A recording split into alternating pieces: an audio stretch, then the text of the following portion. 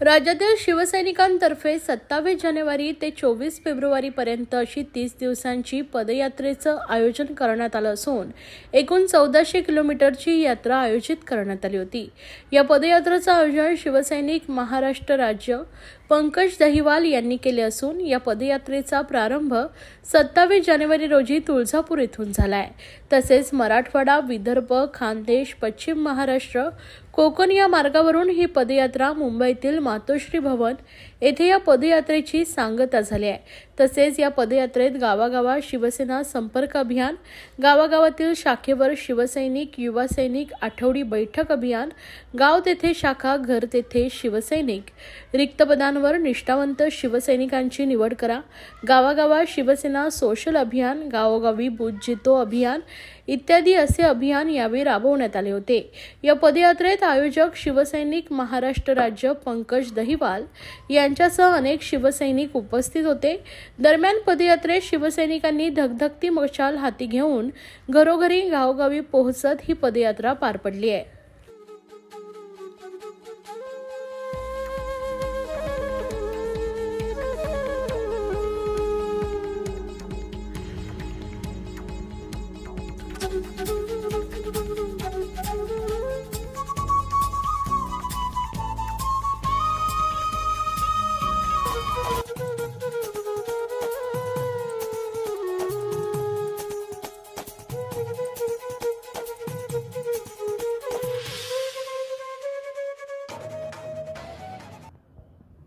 जय महाराष्ट्र। 27 जानेवारी पासून निघालेली शिवसैनिकांची पदयात्रा, ही पदयात्रा 32 दिवसाचा प्रवासानंतर मातोश्रीवरती पोहोचली। जेव्हा आम्ही शिवसेना भवन इथे पोहोचलो त्या टाइमाला आम्हाला शिवसेनेचे नेते तथा शिवसेना सचिव अनिल देसाई साहेब हे भेटले आणि अनिल देसाई साहेब भेटल्यानंतर त्यांनी आम्हा शिवसैनिकांची विचारपूस केली की तुम्ही 31 दिवसाचा प्रवास करून गावोगावी घरोघरी श्री उद्धव बाळासाहेब ठाकरे यांची शिवसेना, शिवसेनेची धगधगती मशाल घरोघरी गावोगावी पोहोचली। याबद्दल साहेबांनी आमचं खूप कौतुक केलं आणि साहेबांनी लगेच पुढचा मार्ग दाखवला। आम्ही जसं मातोश्री पर्यंत गेलो, मातोश्रीवर गेल्यानंतर आमचं भव्य दिव्य असं स्वागत केलं। आम्हाला शिवसेना सचिव तथा युवकांचे मार्गदर्शक वरुणजी सरदेसाई यांनी आमचं तिथे स्वागत केलं, आमची तिथे पाठ थोपटली आणि म्हणाले की हो, तुम्ही शिवसैनिकांनी जे काम केलेलं आहे ते खूप छान काम आहे, असंच काम करत राहा आणि आपल्या पक्षाला वाढीसाठी बळ द्या। त्यानंतर लगेच उद्धव साहेबांना आमचा निरोप पोहोचला। उद्धव साहेबांना जसा निरोप पोहोचला, उद्धव साहेब लोकसभेच्या मीटिंगमध्ये होते। इथे सर्व पदाधिकारी आले असताना उद्धव साहेबांनी तात्काळ लगेच आदित्य साहेबांना खबर दिली। आदित्य साहेब लगेच शिवसेनेची धगधगती मशाल आमच्या हातात होती आणि हे पाहून आदित्य साहेबांना आनंद झाला।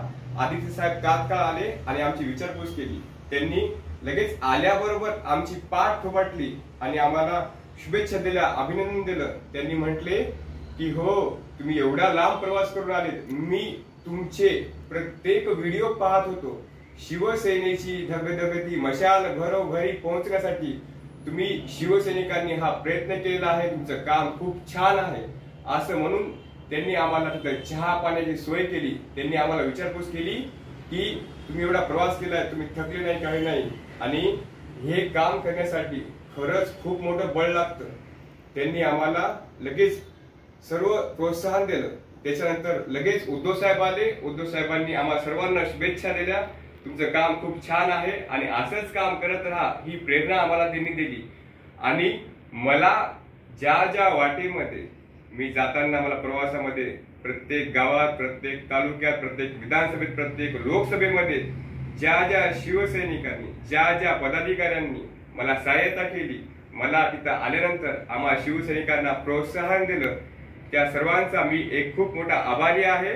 आणि होय, आमचा हा यात्रेचा जसं 27 जानेवारी पासून तुळजापूर ते मातोश्री यात्रा निघाली होती, प्रत्येक ठिकाणी आमचं स्वागत झालं आणि शिवसेनेची धगधगती मशाल घरोघरी गावोगावी पोहोचवण्यासाठी मी सर्वांना तिथे सांगून आलो की आपल्याला येणाऱ्या काळामध्ये उद्धव साहेब ठाकरे यांना मुख्यमंत्री बनवायचं आहे आणि आपलं वाक्य एकच असणार आहे, लेकर मशाल शिवसेना की हर बूथ तक जाएंगे, करो मेहनत से तैयारी, फिर एक बार ठाकरे सरकार बनाएंगे।